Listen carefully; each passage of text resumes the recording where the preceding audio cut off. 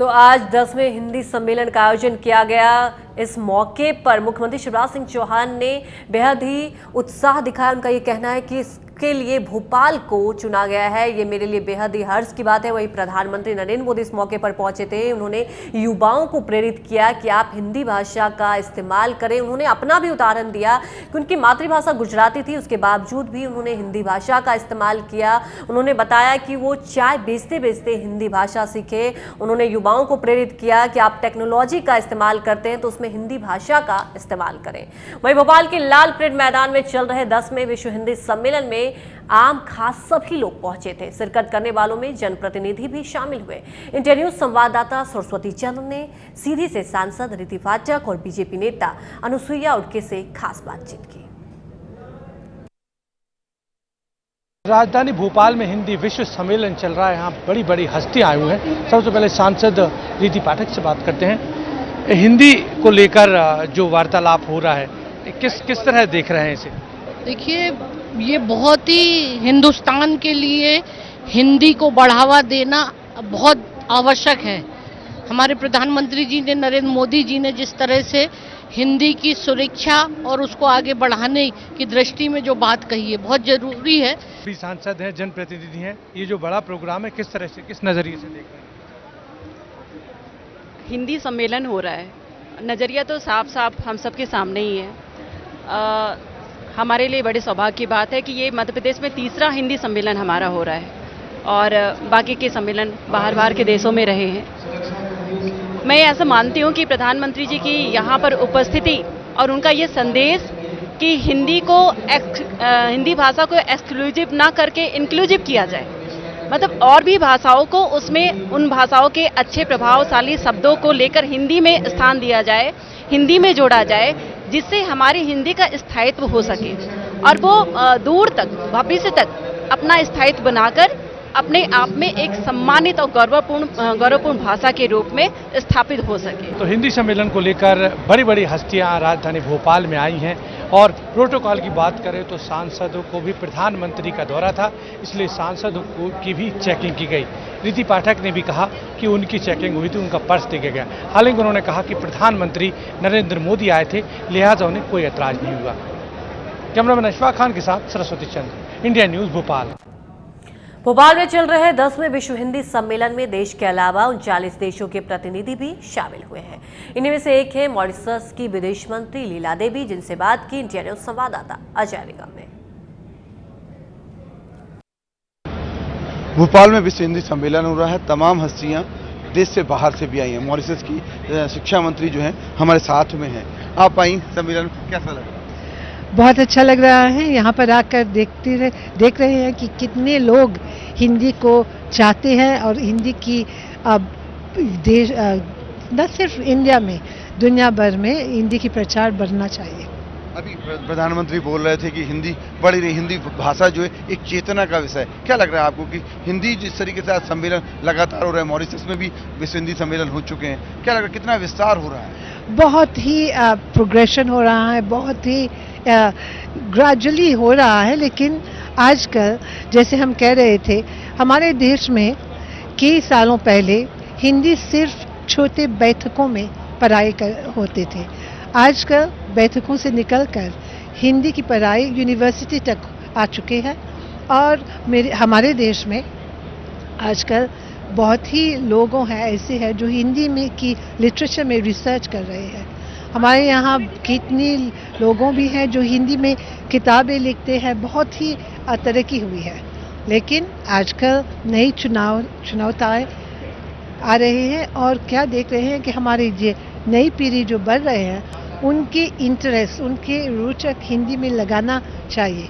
आजकल वो लोग इतनी एक्सपोजर है इंटरनेट की ओर से, कई और इंटरेस्ट होते हैं, तो हम कैसे उन बच्चों को अपनी भाषा में कोई दिलचस्पी लगाए।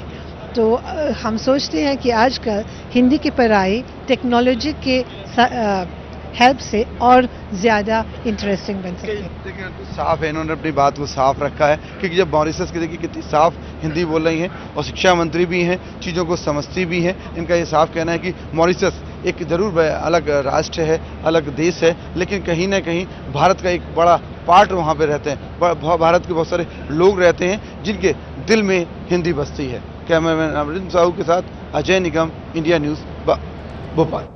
वही ज्यादा जानकारी के साथ हमारे संवाददाता भोपाल से अजय निगम लाइव जुड़ चुके हैं। अजय, आज 10वां विश्व हिंदी सम्मेलन का आयोजन किया गया, वो भी भोपाल में। सबसे पहले जानना चाहेंगे, आप वहां पर मौजूद थे, अगर बात की जाए प्रदेश वासियों का तो उनमें क्या उत्साह देखने को मिला? बिल्कुल अंजलि, साफ है 10वां विश्व हिंदी सम्मेलन था, इसका आगाज था और लोगों में पिछले कई दिनों से देखें, पिछले 15-20 दिनों में एक कहीं ना कहीं एक उत्साह बना हुआ था कि इतना बड़ा कार्यक्रम प्रदेश में हो रहा है, प्रदेश में भी भोपाल में हो रहा है। और भोपाल में जिस तरीके से लगातार प्रतिनिधि न केवल देश के बल्कि दूसरे देशों से आके जमा हो रहे थे, तो एक लोगों के मन में एक बड़ा जबरदस्त उत्साह था। आज वो देखें जिस तरीके से प्रधानमंत्री यहाँ आए, उन्होंने इस पूरे कार्यक्रम का उद्घाटन किया। उद्घाटन करने के दौरान उन्होंने जो बातें कही उसको लेकर लोगों के मन में एक है कि हिंदी न केवल कुछ हिंदी राज्यों तक सीमित है बल्कि देश के बाहर भी पहुंच चुकी है। कई राष्ट्रों में, कई देशों में हिंदी को बढ़ावा दिया जा रहा है। कई देशों में देखें हिंदी को बोलने वाले लगातार बढ़ रहे हैं और इसको लेकर हिंदी को का विस्तार जरूरत है क्योंकि अब डिजिटल चीजें आ चुकी हैं, इंटरनेट पे चीजें आ चुकी हैं। इंटरनेट पे हम हिंदी को कैसे बढ़ा सकते हैं, क्योंकि एक ऐसा माध्यम है अब हमारे पास कि हम हिंदी को कैसे बढ़ा सकते हैं। तो तमाम लोग हैं, जो कि कुछ लोग भी हैं जो कि बाहर से आए हुए हैं, इस पूरे सम्मेलन में उन्होंने भाग लिया। आप आए थे, क्या लगा आपको कि क्या बड़ी बातें निकल के आई? ये बहुत ठीक सही कदम है। इसमें हिंदी को लेकर नहीं, भाषा को लेके राष्ट्रभाषा होनी चाहिए और वो भाषा हिंदी भाषा जो सब देश की सारी भाषाओं को साथ लेके चलने को तैयार हो। जैसा कि प्रधानमंत्री ने हमारे कहा कि और भाषाएं जो हमारे देश की हैं उनसे शब्द लेकर हिंदी भाषा और ज़्यादा बलशाली हो, समृद्ध हो, ये एक प्रयास है। क्या लगता है कि हिंदी को जो विकास विस्तार होना चाहिए पिछले कई सालों में नहीं हुआ, उस तरह कहाँ कुछ रुकावटें कहाँ आती रही? ये विकास तो स्वतंत्रता के बाद तुरंत हो जाना चाहिए था, लेकिन नहीं हुआ क्योंकि राजनयिकों की नीयत सही नहीं थी। उन्होंने अंग्रेजी थोपते रहे, अंग्रेज चले गए, अंग्रेजी रह गई। गांधी जी ने भी कहा कि अंग्रेज इतने खतरनाक नहीं थे जितना कि अंग्रेजी खतरनाक है। आज हालत ये है कि अंग्रेजी इतनी फैल चुकी है कि हिंदी के लिए बहुत कम जगह छोड़ी है। अगर नहीं चेते तो आने वाले समय में लुप्त होती हुई भाषा होगी और ये एक बहुत सफल प्रयास है विदेश मंत्रालय का, माननीय मंत्री जी का, प्रधानमंत्री जी का, इस प्रदेश के मुख्यमंत्री का, जो ये आयोजन किया और आयोजन की दिशा बिल्कुल सही रखी है। आपको क्या लग रहा है कि जो तमाम चीज़ें निकल के आई हैं, तो तमाम बातें समझ में आई हैं, क्या लग रहा है प्रधानमंत्री कौन सी बड़ी चीज़ें जो हैं आपको उसको बोलना शुरू करेंगे? प्रधानमंत्री ने एक बात कही कि वो हमें और राज्यों की भाषाओं से शब्द लेने चाहिए और हिंदी में मतलब एक मित्रवत व्यवहार करके, एक ये ना रहे कि शत्रुता का व्यवहार कि हम क्यों लें ये भाषा के शब्द। और ये जब तक हम एक दूसरे का सहयोग नहीं लेंगे तो और इस तरह से हम आगे बढ़ेंगे। मैं स्कूल शिक्षिका हूँ, पिछले 30 वर्षों से संस्कृत अध्यापन से जुड़ी हूँ और मैंने ये देखा कि बच्चों का माइंडसेट जो है, उनको ये लगता है कि अगर हम अंग्रेज़ी पढ़ते हैं, अंग्रेज़ी बोलते हैं तो हमारा स्तर ऊंचा है। जो ये 1838 में वो मैकॉले ने जो कर दिया कि हाँ इनकी संस्कृति और संस्कृत को हटाओ तो तब उस पर प्रहार करो, तब उसका असर हिंदी पे भी देखने को आया। इसीलिए थोड़ा सा आगे नहीं बढ़ पा रही। और आज के हिंदी अब कैसे बढ़ेगी आगे? आज के सम्मेलन से ये हमें लगा कि काफ़ी अच्छी बातें हुई हैं, क्योंकि एक तो इस बात पे जोर दिया गया कि साहित्य तो चलिए, जो साहित्य है जो हमारे पास है वो तो है ही है, लेकिन भाषा पर जोर दें। भाषा को बढ़ाने के लिए बोलचाल की भाषा में कैसे हम हिंदी को बढ़ाएं, इसी को लेकर माननीय प्रधानमंत्री जी ने कहा कि हम और भाषाओं से भी शब्द लें और उस तरह से इसको बोलचाल की भाषा को और आगे बढ़ाएं। और बाकी और बहुत सी बातें हैं कि व्यवसाय के लिए और अच्छे अवसर दें, और जैसे यूपीएससी की बात हुई कि किस तरह से उसमें यूपीएससी में हिंदी को हटाया जा रहा था, लेकिन प्रवेश उसमें दिया गया, उसमें अब लोग आ रहे हैं रोजगार में। आपको बताइए हिंदी रोजगार की भाषा कैसे बनी?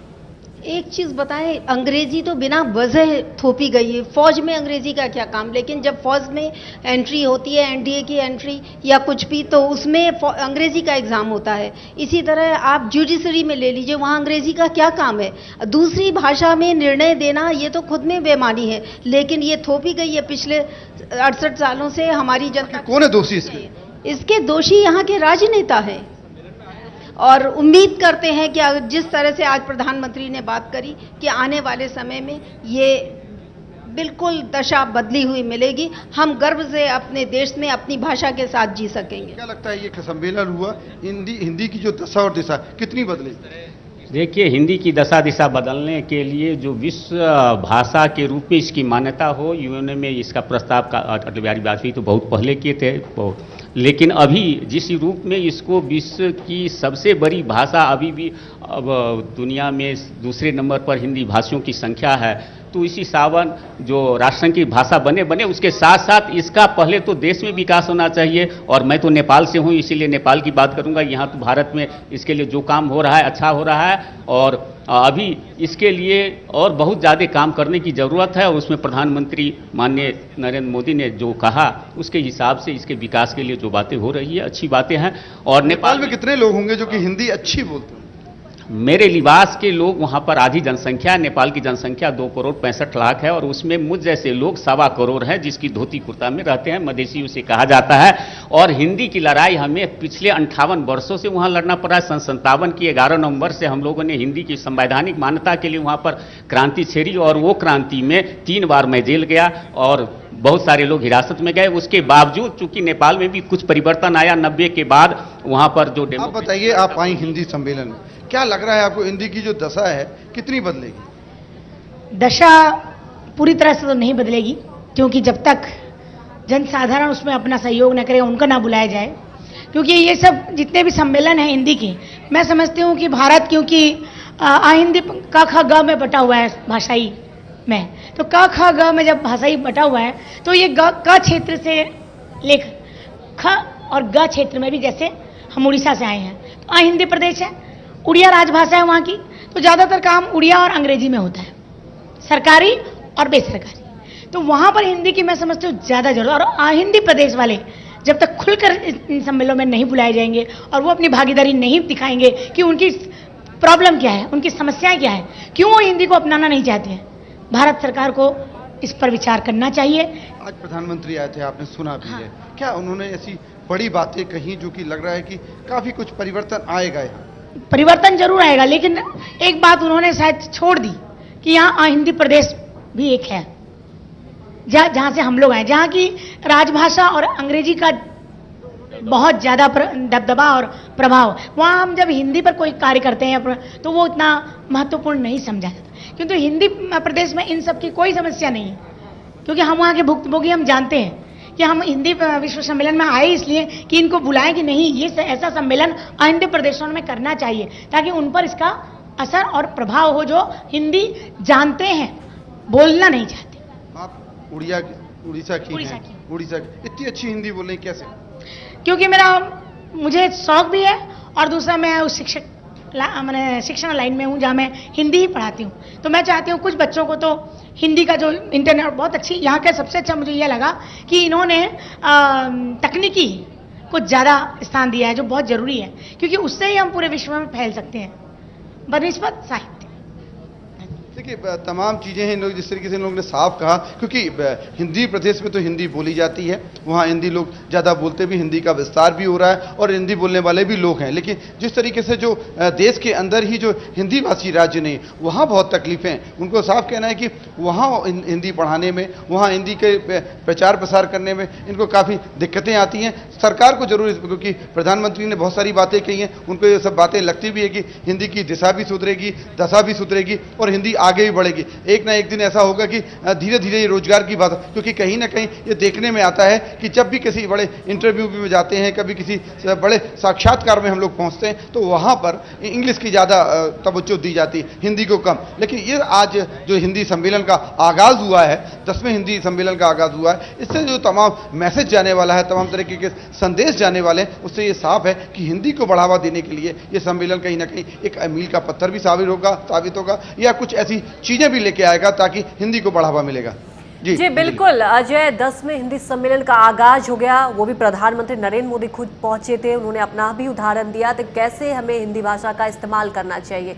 अगर बात की जाए तो हमारे देश की मातृभाषा हिंदी है, लेकिन उसके बावजूद भी कई क्षेत्र में हिंदी भाषा नहीं बोली जाती है, एक चुनौती बहुत बड़ी है। आप वहाँ पर मौजूद थे, आपको क्या लगता है प्रधानमंत्री ने ऐसी कौन सी बात कही जिससे खासकर हमारे देश के युवा प्रेरित हों, जो ज़्यादा से ज़्यादा हिंदी भाषा का इस्तेमाल करेंगे?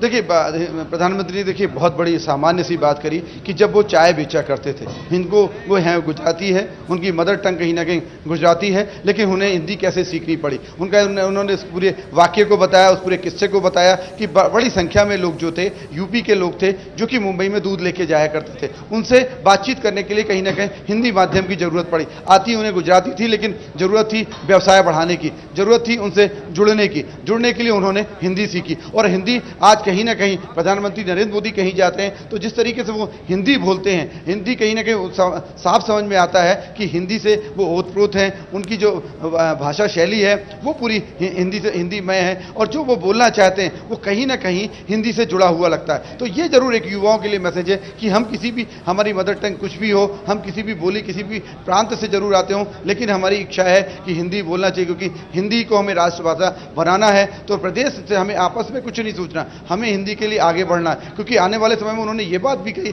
कि आने वाले समय में पूरे विश्व में 3 ही भाषाएं रहेंगी, इंग्लिश, हिंदी और चाइनीज। ये 3 भाषाओं का ही प्रचार प्रसार होगा। तो जिस तरीके से इंटरनेट बढ़ रहा है, जिस तरीके से इंटरनेट का फैलाव हो रहा है, ऐसे में हम हिंदी को बढ़ा सकते हैं, हिंदी भाषा को बढ़ा सकते हैं, हिंदी बोलने वालों को बढ़ा सकते हैं, हिंदी से बोलने वालों को जोड़ सकते हैं, और हिंदी का जो प्रचार प्रसार अभी सीमित है उसका विस्तार कर सकते हैं। जी अंजलि। जी बिल्कुल अजय, वहीं प्रधानमंत्री ने युवाओं को ये प्रेरित किया, सारे देशवासियों को संदेश दिया कि आपकी भाषा ये विरासत है, तो अपनी विरासत को बचाना पीढ़ी का काम है, आने वाले पीढ़ी का काम है। आपको क्या लगता है प्रधानमंत्री ने जो संदेश दिया है, क्या उसका असर देशवासियों को होगा? आप वहाँ मौजूद थे, यहाँ तक कि मुख्यमंत्री शिवराज सिंह चौहान ने भी लोगों को प्रेरित किया कि जितना ज़्यादा हिंदी भाषा का इस्तेमाल करें। यहाँ तक कि प्रधानमंत्री ने यह भी बताया कि आने वाले टेक्नोलॉजी में आप ज़्यादा से ज़्यादा हिंदी भाषा का इस्तेमाल कर सकते हैं। तो आपको क्या लगता है कितनी बड़ी ये चुनौती है? बिल्कुल, देखिए अंजलि, साफ है। उन्होंने देखिए कि आजकल टेक्नोलॉजी बहुत तेजी से फैल रही है, और टेक्नोलॉजी में देखिए व्हाट्सअप, उन्होंने उस व्हाट्सअप का एक रेफरेंस लिया कि आजकल माँ बाप भी आपस में व्हाट्सअप के जरिए बातचीत करते हैं। हम यदि उसमें हिंदी को लेके आ जाएं, हिंदी शब्दों का ज़्यादा उपयोग करें, हिंदी की शैली को ज़्यादा उपयोग करें, तो हमको लगता है कि हिंदी का जो प्रचार प्रसार है वो तेज़ी से बढ़ेगा, हिंदी और तेज़ी से विकसित होगी और समृद्ध होगी, क्योंकि हिंदी एक ऐसी भाषा है जिसमें कि हर व्यक्ति जुड़ता है। हिंदी एक ऐसी भाषा है जो कि मीठी है, क्योंकि अभी हम दूसरे देशों से आए लोगों से बातचीत कर रहे थे, उनका साफ कहना था हिंदी बहुत मीठी है, हिंदी बहुत मीठी है। तो इससे साफ समझ में आता है कि लोगों के मन में हिंदी को जानने की इच्छा है, हिंदी के मन में, लोगों के मन में है कि हम हिंदी को जाने, जिज्ञासा है कि हिंदी है क्या, हिंदी क्यों बोली जाती है, हिंदी आई कहाँ से। आप बताइए, आप यहाँ पहुंचे हुए हैं, युवा हैं, आपको क्या लग रहा है कि युवा कैसे हिंदी को बढ़ा सकता है? मैं जहाँ तक समझता हूँ कि किसी भी भाषा की ताकत होती है उसको बोलने वाले लोगों की संख्या, जमात। आज पूरी दुनिया भर में हिंदी दूसरे नंबर की सबसे ज़्यादा बोली जाने वाली भाषा है, और इसलिए हिंदी का ताकत तो अपने आप उनके बोलने वालों की संख्या के आधार पर बढ़ ही रहा है, क्योंकि जहाँ पर संख्या है वहाँ एक बड़ा बाजार है। हिंदी आज की तारीख में एक बड़ा बाजार है। दुनिया भर में अपने उत्पाद बेचने वाली मल्टीनेशनल कंपनीज भी चाहे अपने सारे पत्र व्यवहार संवाद बैठ के अंग्रेजी में करती हों, लेकिन जब वो मार्केट पे उतरती हैं तो उन्हें पता है कि हिंदुस्तान का मार्केट, करोड़ों की आबादी वाला मार्केट, यहाँ पर उनकी भाषा में बात करनी पड़ेगी। तो हमारी ये भाषा बोलने वाले लोगों की ताकत एक बाजार की ताकत भी बन रही है, और इसलिए हिंदी का प्रयोग बाजार में अपनी माने मजबूर कर देती है मल्टीनेशनल कंपनीज को कि वो उनकी भाषा में बात करें। जहाँ तक आपने बताइए, आप भी थे, प्रधानमंत्री ने तमाम बातें की, क्या लग रहा है आपको कि अब हिंदी का विकास जो है कैसे होगा? जी, हिंदी का विकास तो होना ही होना है, इसलिए कि गांव से लेकर शहर तक, छोटे शहर से बड़े शहर तक, और इस देश से अंतर्राष्ट्रीय स्तर पर नरेंद्र मोदी जी जो जाते हैं और जहाँ भी जाते हैं शंखनाद करते हैं, हिंदी में बोलते हैं, और हिंदी में बोलने वाले और सुनने वालों का एक जमावड़ा होता है। इसलिए यह एक शंखनाद की तरह है और ज़रूरी इसका विकास होगा। जी अजय, बिल्कुल लोगों का भी यह मानना है कि ऐसे सम्मेलनों से विकास होगा। लोगों का भी यह मानना है। प्रधानमंत्री नरेंद्र मोदी पहुंचे, जिस तरीके से उन्होंने लोगों को प्रेरित किया। भाषा एक साधन होता है, एक जरिया होता है, तो जितना हम इस भाषा का इस्तेमाल करेंगे, हिंदी भाषा उतना ही व्यापक असर करेगा। हमारे साथ जुड़ने के लिए आपका शुक्रिया। वहीं भोपाल में चल रहे 10वें विश्व हिंदी सम्मेलन में देश के कोने कोने से लोग पहुंचे। लोगों में एक उत्साह भी देखने को मिला। इन्हीं में एक शख्स ऐसा भी है जो प्रधानमंत्री मोदी का हमशक्ल है, जिसकी वेशभूषा, चाल ढाल सब नरेंद्र मोदी जैसा है। इंडिया न्यूज संवाददाता ने उनसे खास बातचीत की। देश के प्रधानमंत्री नरेंद्र मोदी आज भोपाल आ रहे हैं, और भोपाल में कुछ लोग ऐसे हैं जो कि हूबहू मिलते हैं नरेंद्र मोदी से। एक शख्स हमारे साथ है, हम उनसे ब्यौरा जानते हैं। पहली बात ये बताइए कि आप कहाँ से हैं? हम नसरुल्लाह से, बुधनी विधानसभा। तो मोदी का गेटअप, ये दाढ़ी, अभी मोदी का क्रेज बढ़ा है कि पहले से आप? नहीं, ये पहले से है। इतनी जल्दी सफेद थोड़ी हो जाती।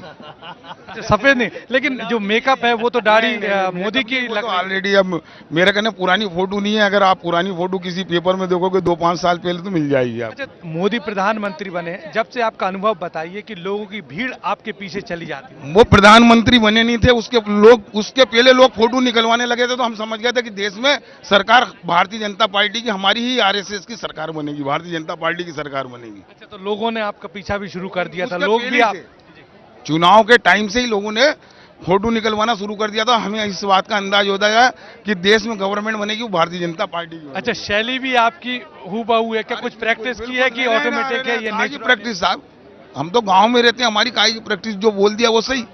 लेकिन कई बार ये होता है कि हमारे जो बड़े लोग हैं, जिनको फॉलो करती है जनता, उनकी कोशिश करते हैं जिससे कि एक छवि पेश करे सामने। नहीं, हमारा तो देश का यही हर हर मोदी, नरेंद्र मोदी, घर घर मोदी, घर घर मोदी।